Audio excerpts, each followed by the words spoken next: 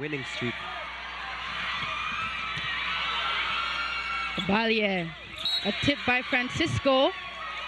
I believe there's a net violation on Dongala. We have a early challenge called by Coach Orgulio here. Would that be called interference against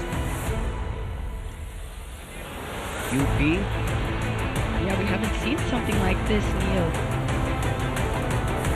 So there's no net fault.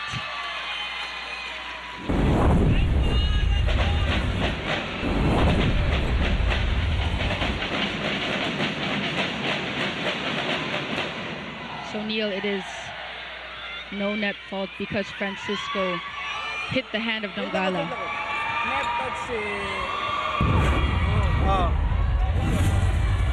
Hindi pre, kasi ito yan. Interference kasi, kaya nung netas, tinamaan niya yung... Wag na. Yung hand naman yun. Space ko yun eh.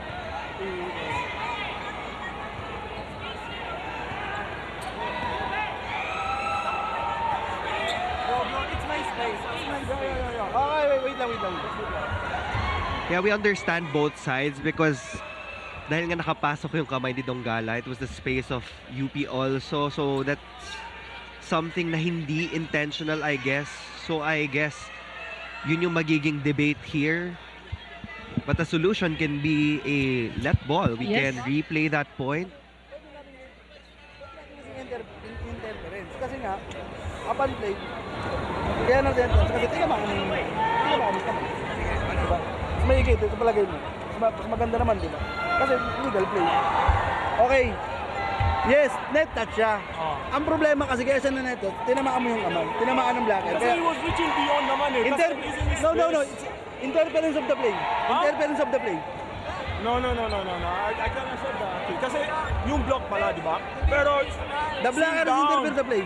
reach beyond pala eh. Interference of the play. Yung blacker kasi interference of the play. Yung blacker. Tinamaan. Tapan dito, tinamaan. Interference of the play. Interference of the play. So there's an interference of the play